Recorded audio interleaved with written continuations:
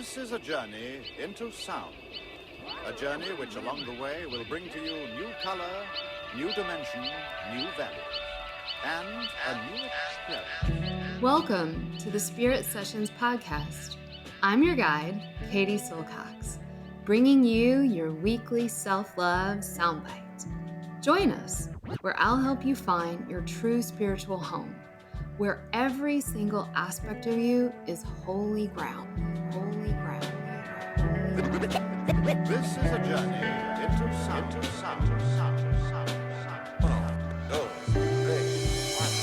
This is a Spirit Session podcast with Katie Silcox. Venga chicos, empezamos. Hey everybody, it's your girl here, Katie Silcox. How's everybody doing out there? Well, we have a great topic today. I think it's gonna hit home for you. I hope so. I know for me, I've been putting off doing this podcast for some reason, maybe because it is such a tender topic. And that is the topic of how we talk to ourselves. Yes, you've heard the phrase negative self-talk, and we're going to explore that a little bit today from various perspectives: the Eastern psychological, mystical perspective, a spiritual perspective, a little bit of a Jungian psychological perspective, and as always, a deeper soul mythological perspective. All right, guys, so negative self-talk, what is it? We know we all do it to greater and lesser extents, and I think sort of breaking the taboo of admitting that and talking about it is really important. We all have our inner dialogue going on, and so negative self-talk can be defined as this sort of inner narrator that we have that's constantly running a little bit of a script or a commentary around how it thinks we're doing, right? And you see it come out in people. You can really see it come out when people play games together or get outside of their comfort zone, or, you know, maybe go on a hike or do sports. You see it with men on the basketball court or the golf course, right? We see it with women when we maybe look in the mirror or turn in a project. And that is the negative self-talk of, I suck, right? Like, oh, I missed that hoop. Or do people say that? I missed that hoop. Obviously, I know a lot about basketball. But it's sort of this unconscious leak that occurs when maybe we feel like we've let down our guard, let down our persona.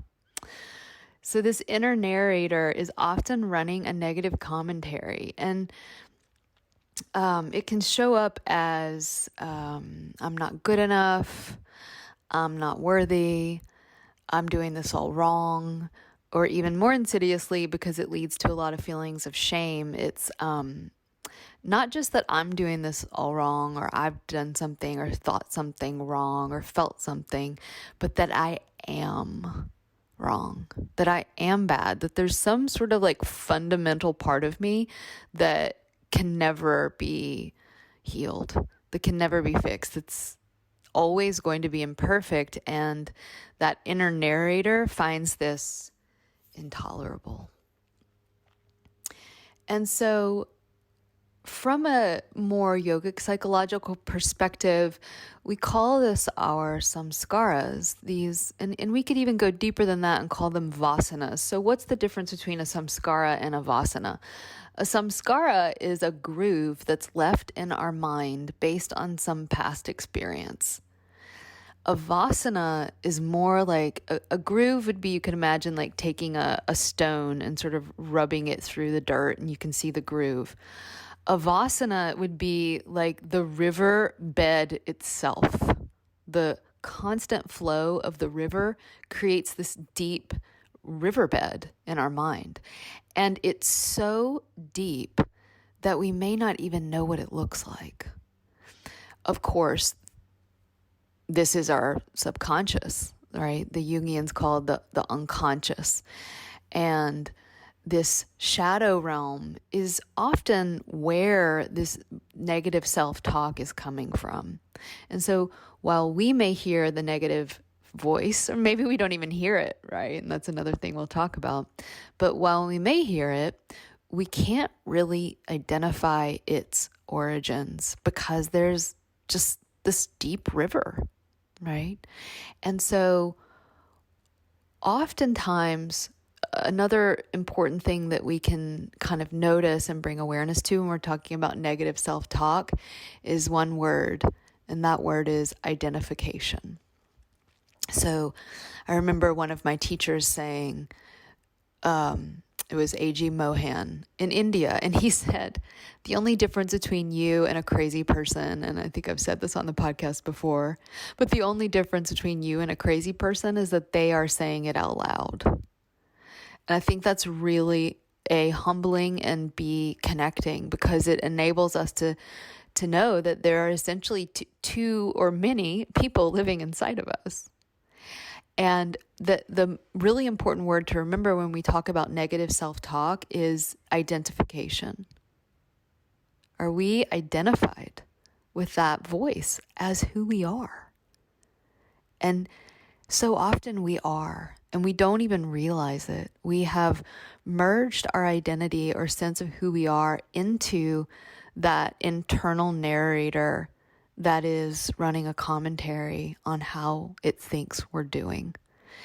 And the insidious part of it, and why in the ancient Ayurveda, it's considered like a possession, like an entity, like even a demon. And it's not to scare us. It's just that it's so compelling because it's been running its voice for so long that we think it's us. Negative self-talk, when it remains really subconscious, it can show up in ways that inevitably sabotage our hopes and dreams. We all know that feeling, right, of getting ready for an important event or an interview or maybe a job opportunity or maybe a new relationship that we're really excited about, and that anxiety that arises around those experiences coming from that negative self-talk, and how that negative self-talk can actually alter our mood or alter our energy state or alter our thoughts about the experience in such a way that because we are running that dialogue, we actually show up in a way that's not authentic to who we really are. And so it's really important to start to identify that voice. There's a great sort of frame that we can work from that I've spoken of before called parts work. And it's this idea that we have lots of different parts, and each one of these parts can have their own inner dialogue. And sometimes that's really helpful. So what I a lot of times will hear or see on Instagram or listen to a podcast, there's just this idea of negative self-talk. But oftentimes that negative self-talk is coming from lots of different parts. And so to be able to really differentiate those parts can be super helpful.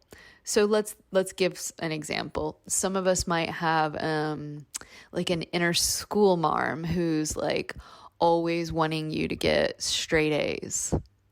Some of us might have I call it my inner Barbie doll, right? This part that wants to have the perfect body or look really pretty all the time. And that's like such a insidious inner part for so many of us as women and men as well, but especially women, where the constant inner dialogue is about how we look and about our body. Another one that can come up is the perfect son. So you'll hear this a lot from men who feel that no matter how hard they work or no matter how much they achieve in their careers, it's never enough, right? They're never going to be able to be the successful thing that they have in their mind. Now, you might want to take a moment after the podcast to just sit down, and it can be really helpful to name some of these parts, and you can start to identify who's here, right? Who's showing up in my thoughts and sometimes feelings, And to be able to name them, like I said, the inner school marm, or, the inner judge, inner critic, inner Barbie doll, inner never successful enough son. These are really common ones. And to be able to name them is to tame them, right? We're not going to get rid of them. We don't want to annihilate them. We want to integrate them.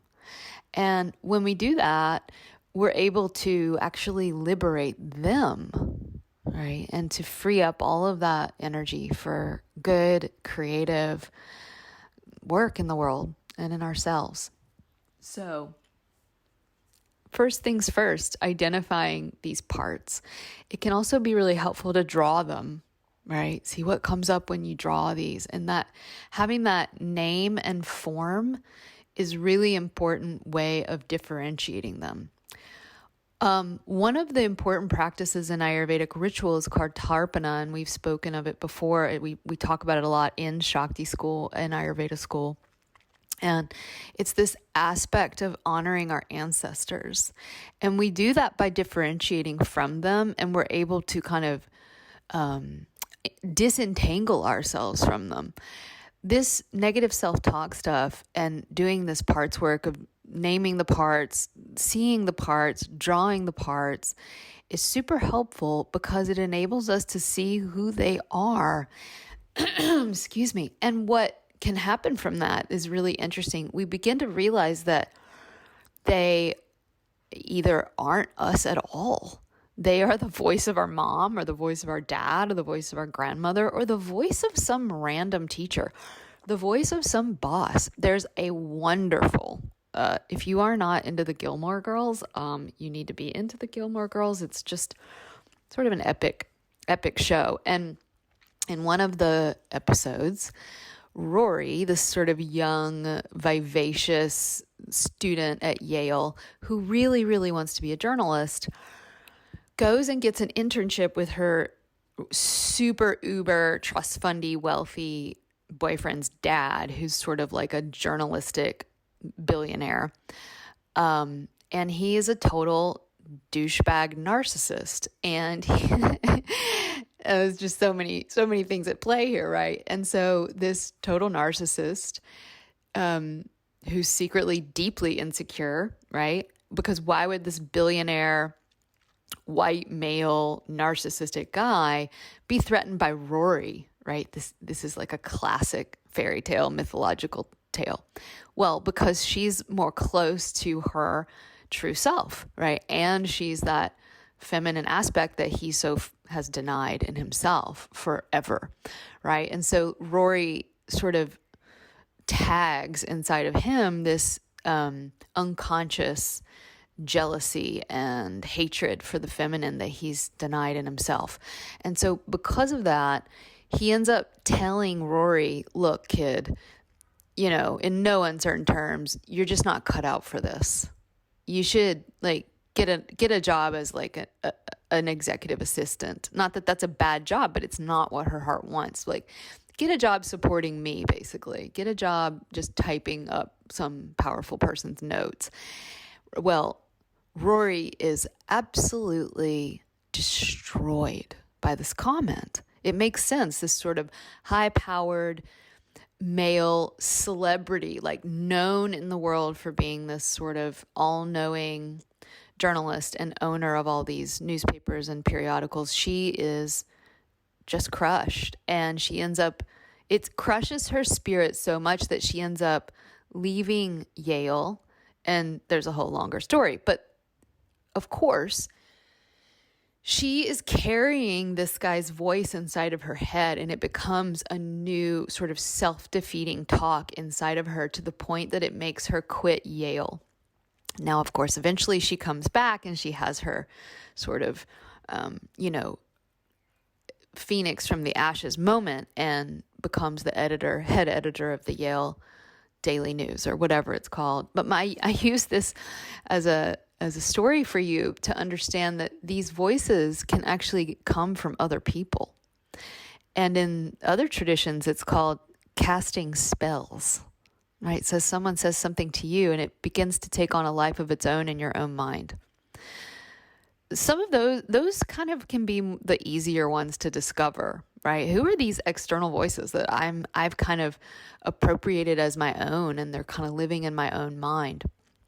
The more challenging ones have to do with things that are really deep in the unconscious and often come from childhood and being very, very young, and incorporating some of these in our developmental phase from age 0 to 7, where many of them are even kind of pre-verbal. And so it can be quite tricky to uncover, but it can kind of show up as this sort of felt sense of not being wanted or not being safe or not being valuable. And so having these images and drawings and working with someone, of course, if there is trauma in your past, can be super helpful. What are some other ways that we can start to neutralize negative self-talk? So another beautiful fairy tale that we can lean into is the fairy tale of Vasilisa the Beautiful.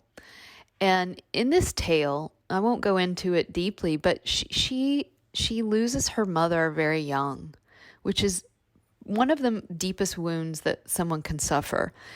And her mother, before she dies, gives her a doll and tells her, every night, just feed this doll before you go to bed. And so when the mother dies, Vasilisa goes to this doll and she feeds it a little piece of bread. And in return, the doll says to her, "Go to sleep, darling. All will be well in the morning." This little snippet or vignette from this fairy tale speaks to an ancient practice called feeding your demons. And the demon isn't something to be afraid of, like in the Christian tradition. It's a spirit, right? It's a part of us that may have been repressed or kicked out of the garden, right? And so by actually interfacing with it and differentiating from it, it begins to give us its nectar. It begins to support us, like Vasilisa, this little doll, when she feeds it, is able to soothe her instead of torment her. So again, personifying these parts of us can be really helpful, but the bigger meaning is that we really need to hold them in the space of a lot of love and attention and compassion, because these are the parts that really are the scared, wounded, abandoned parts of ourselves. Another really great, more cognitive sort of way of working with it is this way of replacing the way we language our thinking. And so one of the best things that we can do when we notice that we're in a funk, when we're doing some negative self-talk, we may not even know that we're doing it. We just know we're sort of in a bad mood or an anxious mood, etc. So one of the best things we can do is to actually verbalize it, right? So I feel X, Y, and Z, or I am X, Y, and Z. Now, how we can kind of start to, on a cognitive, more mental level, differentiate from it is, instead of I'm anxious or I am, worried that blah, blah, blah, blah, blah will happen, we begin to say, I am having the thought that. Instead of I suck at my job, I'm having the thought that I suck at my job. Instead of I'm a fat cow, I am having the thought, like I am saying that right now to myself. I am having the thought that I'm not smart, I'm stupid. Like I'm having the thought that I'm a failure at my job, et cetera, et cetera, et cetera. And what neuroscience has been able to see, which is super fascinating, this whole field of neurobiology, is that when you start to say these things, especially out loud, it moves so you have a part of your brain called the amygdala, and of course there are other parts of the limbic system and other parts of the brain itself that are functioning, but what we can keep it really simple. And that is, when you're having these negative self-thoughts, your body is just interpreting as threat. Something's wrong here. And the amygdala is totally lit up, and we go into states of fight, flight, and freeze. Thank you, body. Our body is literally like, oh my God, threat, protect her, right? Threat, shut him down. Threat, mobilize this, run, fight, or, hide in your room, watch 10 hours of Netflix and eat some Haagen-Dazs. Guys, I'm laughing. You know why I'm laughing, because I've been there. I'm sometimes still there. It's an ongoing journey, but I'm excited to share this because what neuroscience and neurobiology and the field of trauma therapy is really revealing to us is that when we interrupt that ludic loop, right, this sort of black hole of our trauma vortex, when we interrupt it and we say, oh, wow, hi, out loud, like a person that's kind of crazy, right? We need a little bit of the poison. Wow, I'm having the thought that it activates a different part of our brain. It activates the prefrontal cortex. It activates the part of our brain that's more relational. Wow.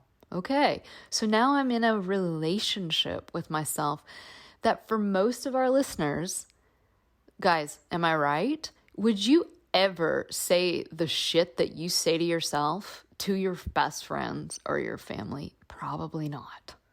All right. And so it helps us enter into the relational realm of me to me. Like, I won't do this anymore. Whereas if we don't do that, it can kind of remain in that nebulous sort of disintegrated place where it just feels like us. This is the awakening of the healing vortex. So asking whose voice is this helps us, as well as neutralizing it through I am having the thought that, or the feeling that, instead of I am that. Super helpful. Another way of working with it, of course, and this is my process, is working with someone else. Working with someone else brings you directly into the realm of the relational. So having that good support, super important. And that can also just mean calling up a friend and hopefully not dumping your problems on them and making sure they have the bandwidth for it, but just moving it into the realm of the relational and outside of your head is super important. Lastly, we begin to call in the big guns. We begin to call in the matrix of support. We begin to call in our connection to spirit. We begin to call in our connection to whatever that is for you. I had the fascinating experience of hearing about some of the earliest, well, let me say it like this. Many of the ideas that form the basis of AA today, that has been so helpful for so many people at getting out of addiction states, which are usually almost always because of trauma. Addiction is a symptom of trauma. The principal foundations of AA, many of them were formed between the creator of AA and Carl Jung. And one of the things Carl Jung realized in his working with patients with addiction is that they needed to call in a higher power. That it was so tricky and so challenging that calling in a power bigger than ourselves was necessary. It's challenging to change our mind out of the same mind that created the problem. And so this calling in of this support helps us enter into the realm of the non-linear and move out of ordinary space and time and to access some pretty miraculous aspects of our psyche. Through calling in support, we can start to feel that infinite web that's got our back, that can send us images and insights and even emotional states that are more soothing and loving and nurturing than the trauma vortex. And so that looks different for everyone, but it brings us into a place of our true self. And we begin to become really that inner ideal parent. So while we want to be with our thoughts and emotions, we also want to not identify ourselves as them. We're not going to avoid them with aversion, but nor are we going to merge into them and become them. we become, in that spiritual realm of this negative self-talk, we become more identified with that loving, non-judgmental, forgiving presence, also known as the true self, the higher mind, the Purusha consciousness. And that presence can actually help dissolve and resolve and transform and integrate these often really painful states. The end result of that, you stop being a threat to yourself. You get on your own side. You get to a point, so I hear, where nothing is a threat in your experience. You aren't magically disappearing your fears and worries and negative thoughts. You just aren't identified with them. So I really hope that this talk resonated with you. I would love to hear how it went for you. In fact, head over to our Instagram account. It's where we hang out. It's where we talk to each other. And we're going to post something on this. And we'd love to hear how it's going for you guys. All right, beautiful people. We'll be back with you guys very soon. Have a wonderful day. Much love.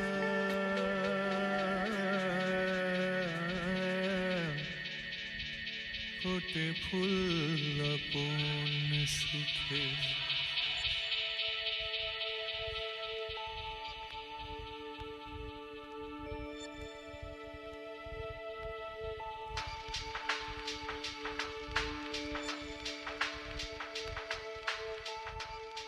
फूटे फूल